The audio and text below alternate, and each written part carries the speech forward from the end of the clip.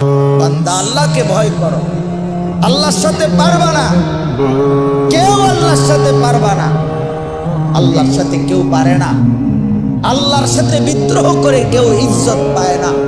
আল্লাহর নাফরমানি করে এই পৃথিবীতে কোনো নাফরমান সম্মানিত হয় নাই, বেইজ্জতি হইছে। হয় জীবিত থাকতে বেইজ্জতি হইছে, নয় মৃত্যুর পরে বেইজ্জতি হইছে, নয় বংশধরের মাধ্যমে বেইজ্জতি হইছে, নাইলে কোনো এক পুরুষে গিয়া হইল 70 বছর পরে হইল, 90 বছর পরে হইল, জালেম, নাফরমান, ব্যভিচারী, লম্পট, হারামখোর, বেইজ্জতি হইছেই হইছে, হইছেই হইছে। এটাই পৃথিবীর বাস্তবতা। আমরা ছাত্র জীবনে পড়ছি মিয়া, ইতিহাস কখনো ভুল কালিতে লেখা হয়, ইতিহাস কখনো কি ভুল কালিতে লেখা হয়। অর্থাৎ কেউ না কেউ সত্য সঠিক ইতিহাস তুলে ধরেই ধরে, তুলে ধরেই ধরে, তুলে ধরে। কোনো না কোনো মাটি ফুরে হইল প্রকৃত ইতিহাস বের হয়ে আসবেই। আপনি যতই আপনি এটারে দামা চাপা দেন, একেবারে আপনি একটা মাটির পুতুলকে স্বর্ণের টুকরা বানায় ফেললেন যুক্তি দিয়ে, না, ইতিহাস যেটা সত্য, যেটা এটা একদিন প্রকাশিত হবে, যে এটা মাটির ঢিলা, এটা স্বর্ণের টুকরা না। এজন্য বাবা আল্লাহ তাআলা বলছেন ইত্তাকুল্লাহ, আল্লাহকে ভয় করো, আল্লাহকে ভয় করো, গুনাহ ছেড়ে দাও, আল্লাহর ইবাদত করো। জিন্দেগির বড় একটা উত্তম সময় আমাদের সামনে, সেটা হলো মাহে রমজান। এই রমজানের রোজা যেটা, এটার অর্থ আর তাকওয়ার অর্থ সেম। as-সাওম, সিয়াম, এই শব্দের অর্থ আত-তারক, আল-ইমসাক, বিরত থাকা। আল্লাহ তাআলা বলছেন রোজার মধ্যেও আমার মূল মাকসাদ বান্দা বিরত থাকা। রোজার মূল প্রাণ, রমজানের মূল রূহ বিরত থাকা। খাদ্য থেকে বিরত থাকো, পানীয় থেকে বিরত থাকো, হালাল স্ত্রী থেকে বিরত থাকো। কেন? তুমি যেন তোমার দিলে অনুভূতি আসে যে হায় হায়, যেই আল্লাহ আমার 3টা হালাল বস্তু হারাম করে দিলেন, তো হারামগুলোর প্রতি এবার কি পরিমাণ আল্লাহর ঘৃণা, কি পরিমাণ ঘৃণা। এই জন্য রমজানের মধ্যে, রোজার মধ্যে মূল সবক তরক, ছেড়ে দেওয়া, ছেড়ে দাও। সেদিন তোমার পাপের শাস্তি তোমাকে একাই ভোগ করতে হবে। অতএব আমার কথা শেষ, আমি এতটুকু কথাই বললাম, ইয়া আইয়ুহাল্লাযীনা আমানুত্তাকুল্লাহ, হে মুমিন, আল্লাহকে ভয় করো, গুনাহ ছাড়ো, গুনাহ ছাড়ো, গুনাহ ছেড়ে দাও। ওয়াল তানজুর নাফসুম মা কদ্দামাত লিগাদ, আজকের দুনিয়ার প্রতি ঘন্টা মিনিট, দুনিয়ার প্রতিটা হায়াত থেকে হিসাব করো আগামীকালকের আখিরাতের জন্য আজকের দুনিয়া থেকে কি পাঠাইছ, কি পাঠিয়েছ। ওয়াত্তাকুল্লাহ, আল্লাহ বলেন, আবারও বলছি বান্দা আল্লাহকে ভয় করো। ইন্নাল্লাহা খাবীরুম বিমা তা'মালুন, আল্লাহ কিন্তু তোমাদের সব কিছু খবর রাখছেন। অতএব দোস্ত আমার, বন্ধু আমার, আজ আমি এতটুকু কথাই বললাম। মাহে রমজানকে সামনে রেখে 1 জন, 2 জন, 10 জন, 5 জন, 20 জন, 50 জন যুবক, অথবা তোমরা সকলেই যার বিবেক আছে, তুমি ফিরে আসো, গুনার রাস্তা ছেড়ে দাও বাবা, অশ্লীলতার রাস্তা ছেড়ে দাও, অসভ্যতার এই রাস্তা ছেড়ে দাও। এই নারী ছবি, এই মদ জুয়া, এই অশ্লীলতা, মোবাইলের এই 24 ঘন্টার আসক্তি খোদার কসম সুখ দেয় না, অতৃপ্তি বাড়ায়, অতৃপ্তি বাড়ায়, বারবার দেখতে মন চায়, সারাক্ষণ আরো নারী, আরো ছবি, আরো জিনা, আরো ব্যভিচার, নেশা বাড়ায়, বারবার তোমার তৃপ্ত করবে না, সুখ দিবে না।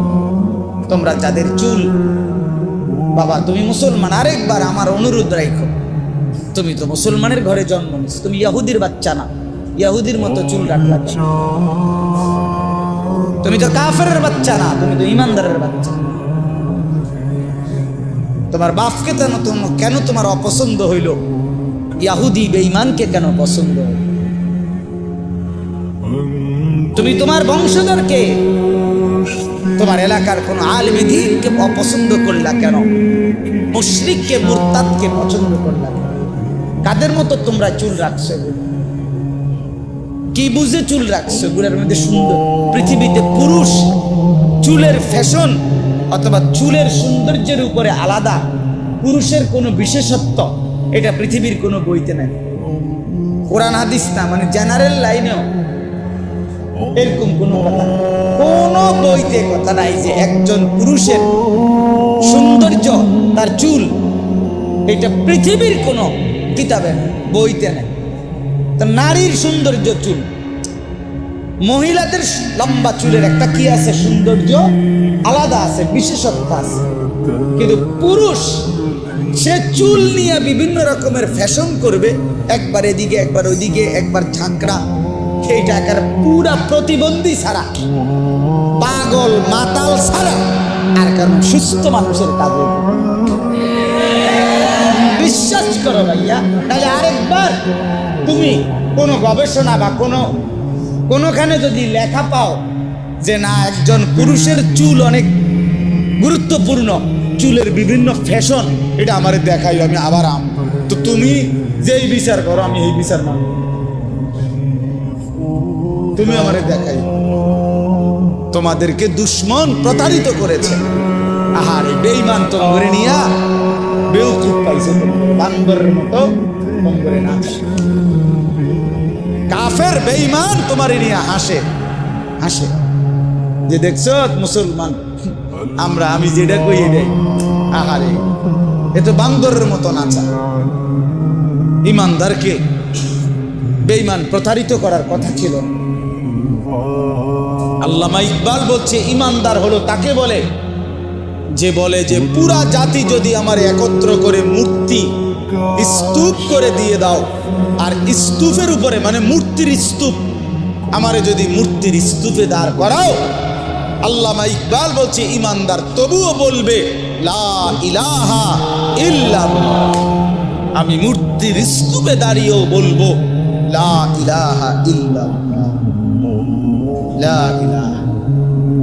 আমাদের সেই মূর্তি ভাঙ্গার, মূর্তির মানুষের ভাস্কর্য মূর্তির বিরুদ্ধে যেই মহান রাহবার আমাদের আল্লামা মামুনুল হক কথা বলেছিলেন, একদিনের জন্য তার ঘাড় কেউ নোয়াইতে পারে নাই, তার সাহসী হুঙ্কার কেউ নোয়াইতে পারে নাই।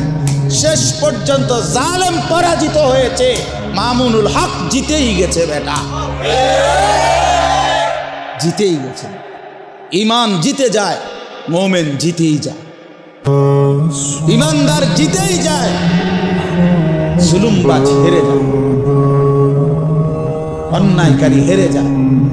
এজন্য কোনো পাপী ইজ্জত পায় না, কোনো পাপী শেষ পর্যন্ত সম্মান পায় না, কোনো জালেম শেষ পর্যন্ত কি পায় না, আজ কিংবা কাল বেইজ্জতি নিশ্চিত, লাঞ্ছনা নিশ্চিত। সময়ের ব্যবধান, হয় 20 বছর, নয় 70 বছর, নয় 100 বছর, নয় 300 বছর, কিন্তু অপমান কি নিশ্চিত। এজন্য দোস্ত, আজ কিংবা কাল তোমরা যারা গুনাহ করছো, তোমরা যারা আল্লাহর নাফরমানিতে ডুবে আছো, নামাজ পড়ছো না, খোদার কসম, এই বন্ধু আমার নাম আনিসুর রহমান, মনে রাখো, এই প্রিয় ভাইয়ের কথা মনে রাখো, তুমি বেইজ্জতি হয়ে যাই, বেইজ্জতি হয়ে যাই। হ্যাঁ হ্যাঁ, তুমি অপমানিত হইবাই একদিন। তুমি তোমার সেদিন এই শেষ কথাটা শোনো, আশ্চর্য কথা। আমাদের একজন কুমিল্লার প্রখ্যাত একজন আলেম আছেন, বক্তা, ওয়াইজ, আল্লামা মুফতি আমজাদ হুসাইন সাহেব, মুরাদনগর বড় মাদ্রাসার মুহতামিম। হুজুরে বলতেছিলেন ওনার এলাকার এক ভদ্রলোক, স্বামী স্ত্রী, তাদের একমাত্র মেয়েটা বাইগা গেছে আরেক ফোলার লগে, বাইগা ওই পোলার সাথে বিয়ে শাদী করছে বা যাই হয়েছে গেছে গা। মা বাবা কাঁদতেছে দিন রাত, খানা